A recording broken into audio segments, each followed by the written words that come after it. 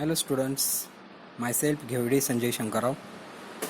Today we can start next point from the topic called as the thermodynamics. It is my second lecture on a thermodynamics. In previous lecture we can study the basic properties in a thermodynamics which are used, for example system, surrounding, universe, isothermal process, that is the types of the processes, and in a last lecture we can study called as the maximum work done and minimum work done.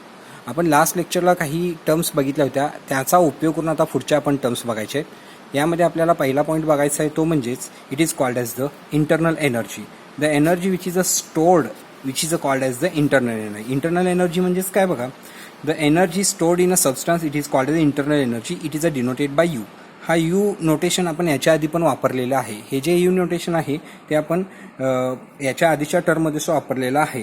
Internal energy म्हणजेच काय, एखाद्या सिस्टीममध्ये जी energy store केलेली असते त्याला आपण म्हणायचं आहे it is called as the internal energy. Internal energy is a system made up of it is the addition of the potential and kinetic energy delta U it is given bye u2 - u1. म्हणजे ही एक state function आहे म्हणून आपण याला delta हा word लावलेला आहे. कोणत्याही टर्मात जर समजा आपण डेल्टा हा वर्ड लावलेला असेल it is called as the state function.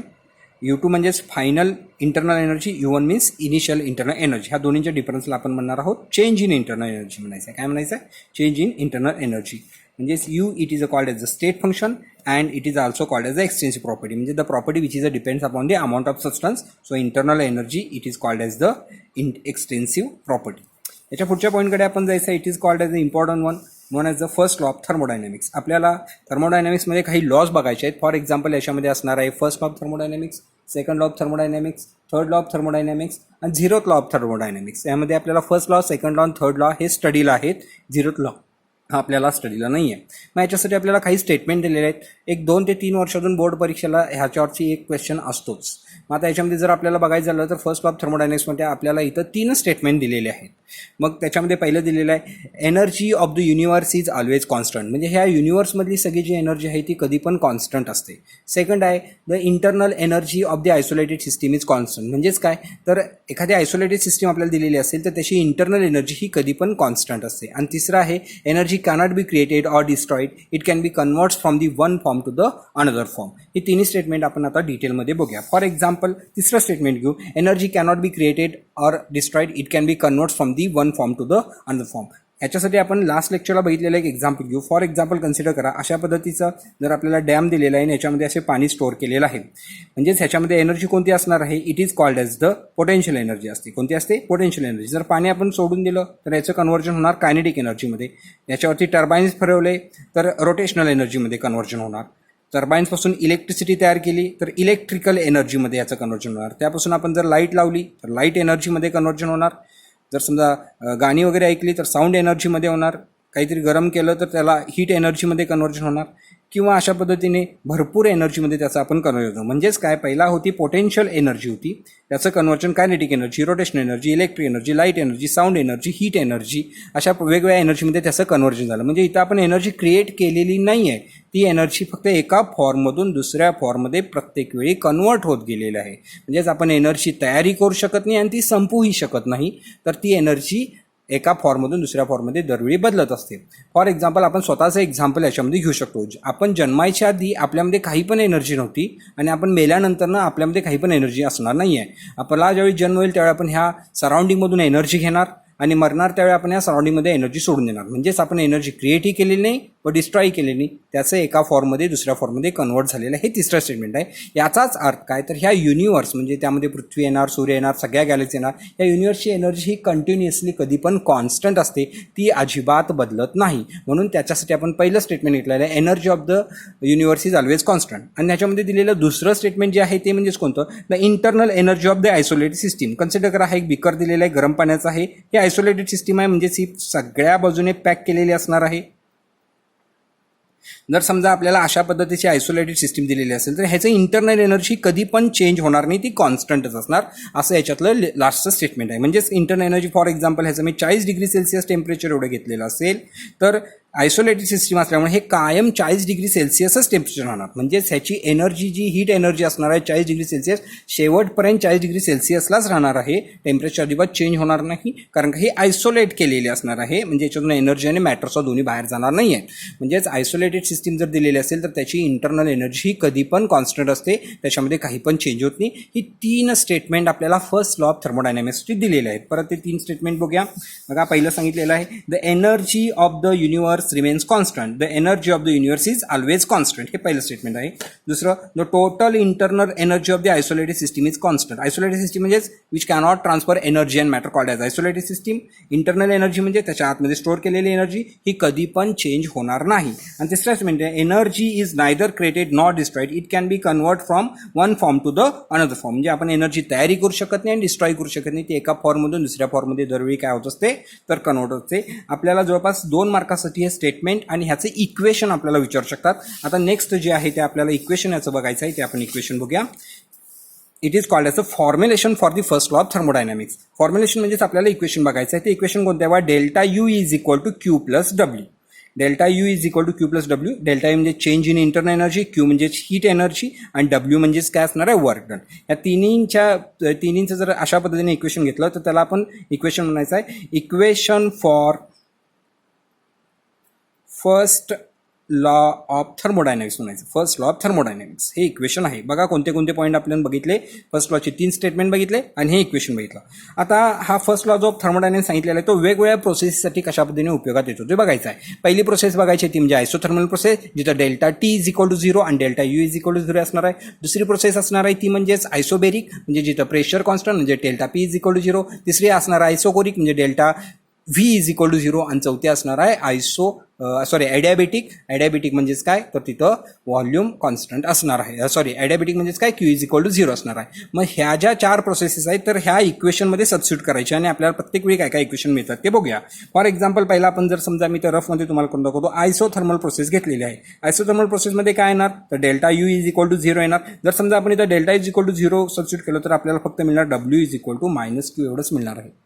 आपल्याला काय मिळणार आहे तर W is equal to minus Q मिळणार आहे. दुसरी जर प्रोसेस आपण घेतली आयसोबेरिक घेतली तर आयसोबेरिकला delta P is equal to 0.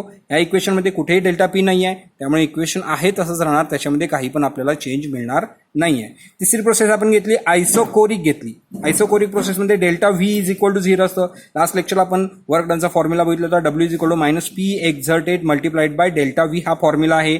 जर समजा आपण डब्ल्यूच्या इथं delta V is equal to 0 substitute केलं तर ही व्हॅल्यू 0 होणार म्हणजे वर्क डन हे 0 होणार. म्हणजे ह्याच्यासाठी आपल्याला मिळणार delta U is equal to Q आपल्याला मिळणार. याचा अर्थ इंटरनल एनर्जी चेंज जो असणार आहे तो हीट एनर्जीशी इक्वल असणार आहे. पहिल्यामध्ये वर्क डन हा हीट एनर्जी असणार आहे आणि दुसऱ्यामध्ये आहे तसं इक्वेशन चेंज होणार नाही आहे. आणि तिसरी महत्त्वाची प्रोसेस असणार आहे ती म्हणजे ॲडियाबेटिक प्रोसेस. जर समजा आपण ॲडियाबेटिक प्रोसेस घेतलेली असेल तर ह्या ॲडियाबेटिक प्रोसेसमध्ये क्यू इज इक्वल टू 0 असतं. फॉर एक्झाम्पल क्यू म्हणजे heat energy is equal to 0. जर सबस्टिट्यूट केले तर हे 0 मिळणार म्हणजे delta U is equal to W म्हणजे W is equal to delta U. म्हणजेच वर्क डन जे असणार आहे ते चेंज इन इंटरनल एनर्जीशी इक्वल असणार आहे. मग ह्या सगळ्या प्रोसेससाठी हे first law of thermodynamics equation काय चेंज होणार आहे त्याच आपण पॉईंटला म्हणायचं आहे first law of thermodynamics for various processes. Various process म्हणजे प्रोसेसेस कोणत्या सांगा आयसोथर्मल आयसोबेरिक आयसोकोरिक ॲडियाबेटिक. आणि थर्मोडायनॅमिक फर्स्ट लॉ ऑफ थर्मोडायनॅमिक्ससाठी इक्वेशन होतं येणार delta is equal to Q plus W. आता यासाठी आपल्याला मिळणार इक्वेशन पहिल्यापासून बघत जाऊया. For isothermal process in isothermal process delta is equal to 0. जर डेल्टा इज इक्वल टू 0 असेल तर above equation becomes 0 is equal to Q plus W. That is W is equal to minus Q और Q is equal to minus W. तुम्हाला असा एमसीक्यूला question विचारू शकतात work done is equal to change in heat then this process is called as. मग तुम्हाला सांगता आलं पाहिजे it is called as isothermal process. Isothermal प्रोसेसमध्ये काय असतं तर वर्क डन हे कधीसुद्धा चेंज इन हीटशी इक्वल असतं कारण का तिथं इंटरनल एनर्जी 0 असते. बघा मी काय सांगितलेलं समजतं का. सेकंड बघायचं इट इज कॉल्ड ॲडियाबेटिक प्रोसेस. ॲडियाबेटिक प्रोसेसला काय असतं क्यू इज इक्वल टू 0 असतं. मी जर समजा क्यू इज इक्वल टू इथं 0 सबस्टिट्यूट केलं तर delta U is equal to W मिळणार म्हणजेच वर्क डन हे always equal to change in internal energy. मग तुम्हाला असा वेगळ्या पद्धतीने क्वेश्चन विचारू शकतात when work done is equal to change in internal energy in adiabatic process. हे तुमचा आन्सर आला पाहिजे. अशा पद्धतीचे सीईटीला क्वेश्चन विचारलेले असतात त्यामुळे लक्षात ठेवायचं ह्या फॉर्म्युल्यामध्ये ह्या प्रोसेसेसमध्ये ज्या व्हॅल्यू 0 असतात त्या आपण सबस्टिट्यूट करायच्या म्हणजेच काय first law of thermodynamics for various process. तिसरी आहे आयसोकोरिक प्रोसेस. आयसोकोरिक प्रोसेसला डेल्टा व्ही 0 असतं delta U is equal to Q plus W. हे इक्वेशन बदलणार बघा. Q is equal to W is equal to Q minus P delta V. Delta व्हीची value जर 0 substitute केलं तर त्यांना पीला मल्टिप्लाइड केल्यामुळे ती व्हॅल्यू आपल्याला 0 मिळणार. म्हणजे फक्त शिल्लक राहणार क्यू. म्हणजेच delta U is equal to Q मिळणार. म्हणजेच आयसोकेरिक प्रोसेसला चेंज इन इंटरनल एनर्जी हे कशाशी इक्वल असतं, क्यूशी इक्वल असतं. हे आयसोकेरिक प्रोसेससाठी. आणि जी आयसोबेरिक प्रोसेस असणार आहे त्याला काही चेंज मिळणार नाही, कारण का ह्या इक्वेशनमध्ये डेल्टा पी कुठंच नाही आहे. म्हणून delta is equal to Q plus W as it is remains राहणार. बघा परत एकदा समजते काय सांगितलं ते. First law of thermodynamics for various processes 2 मार्कासाठी बोर्ड परीक्षेला क्वेश्चन विचारला जाऊ शकतो. त्याच्यामध्ये काय काय असणार आहे तर हे जे first law of thermodynamics equation आहे कोणतं सांगा, delta U is equal to Q plus W. हे जे इक्वेशन आहे ह्या इक्वेशनमध्ये आयसोथर्मल प्रोसेसमध्ये जे 0 असतं ते सबस्टिट्यूट करायचं, ॲडियाबॅटिकमध्ये जे 0 असतं ते सबस्टिट्यूट करायचं, आयसोकोरिकमध्ये जे 0 असतं ते सबस्टिट्यूट करायचं आणि आयसोबरिकमध्ये जे 0 असतं ते सबस्टिट्यूट करायचं. म्हणजे आपल्याला अशा इक्वेशन मिळतात. याच्यावरती वेगळे क्वेश्चन कसे विचारले जाऊ शकतात मी तुम्हाला सांगितलं. Work done is equal to change in heat is in isothermal process because delta is equal to 0. In adiabatic process, work done is equal to delta U. Then it is called as the adiabatic process because Q is equal to 0. In isochoric process, change in internal energy is equal to change in heat because it is the isochoric process. Delta V is equal to 0. Therefore, work done is equal to 0. Isobaric process, delta P is equal to 0. There is a no change in this equation. This is called as the first law of thermodynamics for the various process. आता याच्यानंतर आपण next पॉईंटकडे आपल्याला जाऊया. It is called as the enthalpy. आता enthalpy म्हणजेच काय बघा, आपल्याला इथं मॅथमॅटिकल एक इक्वेशन बघायचं आहे. आता मॅथमॅटिकल इक्वेशन म्हणजेच काय तर एन्थाल्पी हे डिनोट करतो आपण एचने. कशाने डिनोट करायचं आहे, कॅपिटल एचने. It is equal to U plus P V. ह्या इक्वेशनला म्हणायचं आहे एन्थाल्पी. आता हे मॅथमॅटिकल इक्वेशन आहे. मॅथमॅटिकल इक्वेशन असेल तर ह्याचं आपण एक्सप्लेनेशन कसं सांगणार तर enthalpy is nothing but it is a sum of, sum म्हणजेच बेरीज, it is a sum of internal energy and pressure volume type energy. कशाशी इक्वल असणार आहे, इंटरनल एनर्जी आणि प्रेशर व्हॉल्यूम टाईप एनर्जीशी हे इक्वल असणार आहे. यालाच म्हणायचं एन्थाल्पी. मग डेफिनेशन कशी येणार, the enthalpy is define as the it is the sum of internal energy and pressure volume type energy. यालाच आपण म्हणायचं आहे एन्थाल्पी. बघा काय सांगितलेलं समजलं का, इक्वेशन काय येणार, it is the sum of internal energy and pressure volume type energy. It is called as the enthalpy. That is H is equal to U plus P V. That is delta H is equal to H2 minus H1. Delta H म्हणजेच काय, change in enthalpy which is equal to the H2 minus H1. कशाशी इक्वल असणार आहे, H2 minus H1. H2 म्हणजेच काय, final enthalpy. H1 म्हणजेच काय, initial enthalpy which is nothing but change in enthalpy delta H. ज्या इक्वेशनला आपण डेल्टा हा वर्ड लावणार त्यालाच आपण म्हणतो स्टेट फंक्शन म्हणायचं. म्हणजे तो काय असत नाही, पाथ फंक्शन असत नाही. पाथ फंक्शन असत नाही, काय असतो, स्टेट फंक्शन असतो. State function will be denoted by delta H. आता याच्यासाठी एक सिंपल डेरिवेशन आपल्याला 1-2 मार्काला विचारतं ते बघायचं आहे. For example delta H is equal to आताच आपण बघितलं H2 minus H1. Delta H म्हणजेच काय, H2 minus H1. But H2 is equal to काय येणार सांगा भाऊ, U2 प्लस P2 V2. आणि H1 म्हणजेच काय मिळणार सांगा, U1 प्लस P1 V1. म्हणजेच काय तर इथं ह्या इक्वेशनमध्ये मी व्हॅल्यू सबस्टिट्यूट केली. 2 म्हणजे फायनल स्टेट, म्हणून इथं H2 केलं, U2 केलं, P2 केलं, V2 केलं. 1 म्हणजेच इनिशियल स्टेट, H1 केलं, U1 केलं, P1 केलं, V1 केलं. आपल्याला अशा पद्धतीने इक्वेशन मिळाले. मग डेल्टा एच म्हणजेच काय, H2 मायनस H1. ह्या जर मी व्हॅल्यू सबस्टिट्यूट केला तर काय इक्वेशन मिळणार बघा, delta H is equal to H2 minus H1. H1 is equal to H2ची व्हॅल्यू सबस्टिट्यूट करूया, U2 plus P2 V2 minus in bracket U1 plus P1 V1. जर समजा मी मायनस या ब्रॅकेटला मल्टिप्लाय केलं तर काय येणार, U2 plus P2 V2 minus U1 minus P1 V1. हे प्लस साईन निघून जाणार कारण काय मायनसनं मल्टिप्लाय केल्यामुळे हे आपल्याला इक्वेशन मिळालं. कॉमन टर्म्स एकत्र घेऊया. कोणती आहे बघा, U2 मायनस U1 आणि दुसरी आहे बघा plus P2 V2 minus P1 V1. हे आपल्याला टर्म मिळालं. U2 मायनस U1 म्हणजेच काय, delta U. U2 minus U1 म्हणजेच काय, आपण मगाशी बघितलं होतं डेल्टा U म्हणजे change in internal energy.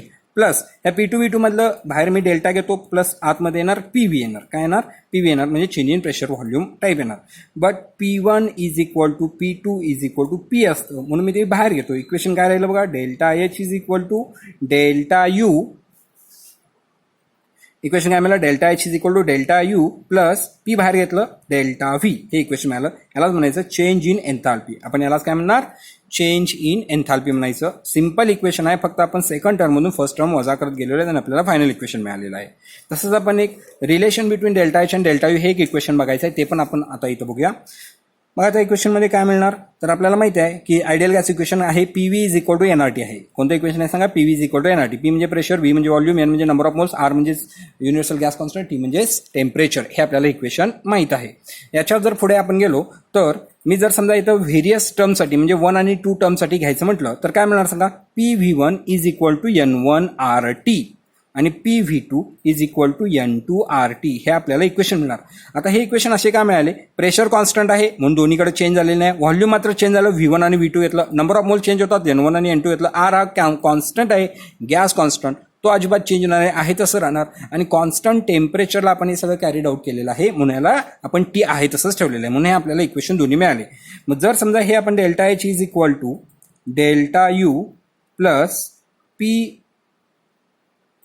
V2 minus V1 असं घेऊ शकतो, कारण का डेल्टा V म्हणजेच काय असतं, V2 मायनस V1 असतं. म्हणजेच इक्वेशन काय मिळणार बघा, delta H is equal to delta U plus PV2 minus PV1 मिळणार. आणि या PV2 मायनस PV1 ला जर समजा हे आपण इक्वेशनमध्ये व्हॅल्यू सबस्टिट्यूट केलं तर काय मिळणार बघा, delta H is equal to delta U plus PV2 ची व्हॅल्यू सबस्टिट्यूट करू पहिला N2RT आपल्याला मिळणार, काय मिळणार N2RT, आणि नंतर PV1 ची व्हॅल्यू सबस्टिट्यूट करू काय मिळणार बघा N1RT मिळालेलं आहे. म्हणजेच काय मिळालं, delta H is equal to delta U आहे तसंच होतो, कॉमन टर्म्स बाहेर घेतो, कोणती मिळाली RT, ब्रॅकेटमध्ये काय राहिलं N2 मायनस N1, म्हणजे delta H is equal to काय येणार बघा, डेल्टा U प्लस ह्याचा अर्थ काय delta N is equal to N2 minus N1, म्हणजे फायनल आणि इनिशियलमधून वजाबाकी म्हणजे डेल्टा NRT. आणि यालाच म्हणायचं रिलेशन बिटवीन डेल्टा H आणि डेल्टा U किंवा डेल्टा N मधलं आपल्याला इथं रिलेशन मिळतं. जिथं डेल्टा N ची जी व्हॅल्यू असते ती असते N2 मायनस N1, म्हणजेच प्रॉडक्टचे नंबर ऑफ मॉलिक्युल्स घ्यायचे आणि रिॲक्टंटचे नंबर ऑफ मॉलिक्युल्स घ्यायचे, ह्या दोन्हींची वजाबाकी म्हणजेच डेल्टा N. याच्यावरती सुद्धा प्रॉब्लेम्स विचारले जाऊ शकतात आपल्याला परीक्षेमध्ये. ह्या पद्धतीने आपण हे दोन्ही इक्वेशन प्रूव्ह केलेले आहेत. बघा परत एकदा बघूया हेच equation. It is a sum of the internal energy and pressure volume type energy. It is called as the enthalpy which is given by H is equal to U plus P. H म्हणजेच काय enthalpy, U म्हणजेच internal energy, P म्हणजेच pressure, V म्हणजेच volume. Delta H म्हणजेच काय मिळालं बघा H2 minus H1. परंतु आपण मगाशी फायनल आणि इनिशियल टर्मसाठी काय सांगितलं, फायनलसाठी काय येणार सांगा H2 is equal to U2 plus P2 V2, आणि इनिशियलसाठी काय येणार H1 is equal to U1 plus P1. हे आपण मगाशी जे इक्वेशन बघितलेले तेच इथं बघायचे. म्हणून delta H is equal to H2 minus H1 ह्या दोन्ही व्हॅल्यू सबस्टिट्यूट केला U2 P2 V1 आणि U1 P1 V1. मग ह्या पद्धतीने जर सबस्ट्रॅक्शन केलं तर काय येणार बघा U2 minus U1 plus P2 V2 minus P1. Delta H is equal to काय मिळणार delta U plus delta PV. P1 is equal to P2 is equal to P असतं, म्हणून delta H is equal to delta U is equal to P plus delta V मिळालं. हे equation आपल्याला मिळालं. हे equation आपल्याला एक्झाम्पल सोडवण्यासाठी लागणार आहे. म्हणजेच काय बघा, if pressure inside and outside is the same then P external is equal to P. मग QP is equal to delta U plus P delta V. हे इक्वेशन CT साठी लक्षात ठेवायचं. इथं डेल्टा P म्हणजेच change in heat at constant pressure, म्हणून आपण small p लिहिलेलं, change in heat at constant pressure, म्हणून QP is equal to delta U plus P delta V equation मिळालं. म्हणजेच delta H is equal to QP शी equal असतं. QP म्हणजेच काय change in heat at constant pressure, आणि H आणि QP ह्या दोन्ही सुद्धा स्टेट फंक्शन आहेत. आपण याच्या आधी बघितलं होतं बघा, Q ही स्टेट फंक्शन नाही आहे, मात्र QP ही स्टेट फंक्शन येते. हे CT साठी विचारतात, एवढं लक्षात ठेवायचं. पुढचा आहे बघा पॉईंट मगाशीच बघितलेला, रिलेशन बिटवीन डेल्टा H आणि delta V for solids and liquids. जिथं डेल्टा V ची व्हॅल्यू स्मॉल असते, हे डेल्टा V स्मॉल असते, तिथं आपल्याला काय मिळणार delta H is equal to delta U मिळणार. आणि जिथं डेल्टा U ची व्हॅल्यू लार्ज असते तिथं बघा delta H is equal to delta U plus P delta V. Delta H is equal to delta U plus V2 minus P1 मागाशी आपण substitute केलेला आहे. P is equal to NRT म्हणजे PV1 is equal to N1RT, PV2 is equal to N2RT. दोन्ही value substitute केला N2RT minus N1RT. Delta H is equal to delta U plus RT N2 minus N1, N2 N minus N1 म्हणजे delta N. Therefore delta H is equal to delta U plus delta NRT. Therefore, delta N is equal to N2 minus N1. It is the difference in a number of moles of reactant and product. N2 for product, N1 for reactant. या दोन्हींच्यातला फरकाला आपण काय म्हणणार तर delta H ची value म्हणायची. For example एक reaction आपल्याला दिलेली आहे समजा अशी N2 plus thrice H2 that gives twice NH3. अशी रिॲक्शन आपल्याला दिलेली आहे समजा. तर मग याच्यात प्रॉडक्टचे नंबर ऑफ मॉलिक्युल्स किती आहे सांगा 2 आहे, आणि रिॲक्टंटचे किती आहे 3 आणि 1 4 आहे. 2 वजा 4 इज इक्वल टू वजा 2. म्हणजे आपल्याला डेल्टा N ची व्हॅल्यू किती मिळाली सांगा वजा 2 मिळाली. ती तर सबस्टिट्यूट केली तर ह्याच्यामध्ये आपल्याला डेल्टा H ची व्हॅल्यू काढू शकतो किंवा वर्क डनची सुद्धा व्हॅल्यू आपण इथं कॅल्क्युलेट करू शकतो. बघा आपण ह्या पॉईंट्समध्ये कोणते कोणते पॉईंट्स बघितले परत एकदा सांगतो, कारण का हे तुम्ही पॉईंट्स काय करायचे आहेत तर सगळ्या नोट्स काढण्यासाठी एवढेच पॉईंट्स वापरायचे आहेत. पहिला बघा इंटरनल एनर्जी, त्यासाठी हे सगळे पॉईंट्स घ्या. First law of thermodynamics 3 statement आहेत. The energy of the universe remains constant. The total internal energy is neither created nor destroyed, and it can be converted from one form to the another. Notes काढण्यासाठी ह्या स्लाईडचा वापर करा. Formulation delta is equal to Q plus W मिळालं. First law for various processes, 4 processes, isothermal, adiabatic, isochoric, isobaric. हे मी शॉर्टमध्ये जर सांगितलेलं याच्यात 2-2 ओळी ॲड करून परीक्षेला तुम्ही सांगू शकता. आणि पुढचा आहे एन्थाल्पी. एन्थाल्पीसाठी हा पॉईंट, त्याच्याखाली हा येणार जिथं आपण delta H equal to delta U plus P delta V हे प्रूव्ह केलेलं आहे. दुसरा आहे रिलेशन बिटवीन डेल्टा एच आणि डेल्टा यू. आपल्याला हे इक्वेशन मिळालेलं आहे delta H is equal to delta U plus delta N R T. तर जर आपल्याला बघायचं झालं तर ह्याच्यामध्ये आपण नाही म्हटलं तरी एक 4 ते 5 फॉर्म्युले बघितलेले आहेत पहिल्यापासून. बघा आठवतात का कोणते? पहिला बघितलेला आहे W is equal to minus P exerted multiplied by delta V. हा मिनिमम वर्क डनसाठी फॉर्म्युला लास्ट लेक्चरला आपण बघितला होता. W is equal to minus 2.303 N R T log of P1 divided by P2 किंवा V2 डिवायडेड बाय V1. हा एक formula आपण बघितला होता. Delta U is equal to Q plus W आत्ताच बघितला होता फर्स्ट लॉ ऑफ थर्मोडायनॅमिक्ससाठी. त्याच्यानंतर delta H is equal to delta U plus P delta V. हा फॉर्म्युला आता आपण प्रूव्ह केला. त्याच पद्धतीने delta H is equal to delta U plus delta N R T. हा फॉर्म्युले आपण बघितलेले आहेत. किती फॉर्म्युले झाले बघा? पहिला मिनिमम वर्क डन, दुसरा मॅक्झिमम वर्क डन, तिसरा फर्स्ट लॉ ऑफ थर्मोडायनॅमिक्स, चौथा चेंज इन एन्थाल्पी आणि पाचवा relation between enthalpy and internal energy. हे 5 फॉर्म्युले बघितले. नेक्स्ट लेक्चरला आपण ह्या 5 फॉर्म्युल्यावरचे एक्झाम्पल सोडून बघायचे आहेत, न्यूमरिकल सोडून बघायचे आहेत. तुम्हाला पुस्तकामध्ये सुद्धा सॉल्व्ड एक्झाम्पल्स आहेत. त्यामुळे मी तुम्हाला होमवर्क देणार आहे की ते सगळे एक्झाम्पल्स तुम्ही परत एकदा सोडून बघायचे आहेत या 5 फॉर्म्युल्याचा वापर करून. जर समजा याच्यातले कोणते फॉर्म्युले तुम्हाला येत नसतील तर त्या पद्धतीनं काय करायचं आहे तर ह्यांचा पुस्तकामध्ये जे एक्झाम्पल सोडून दिलेले आहेत त्याचा वापर करायचा आहे आणि एक्झाम्पल सोडवायचे. तसंच एक्सरसाइजमध्ये सुद्धा याच्यावरचे एक्झाम्पल्स दिलेले आहेत, ते सगळ्यांना सोडवायचे आहेत. म्हणून तुम्हाला होमवर्क असणार आहे बघा. काय आहे होमवर्क? तर solved all examples based on above formulas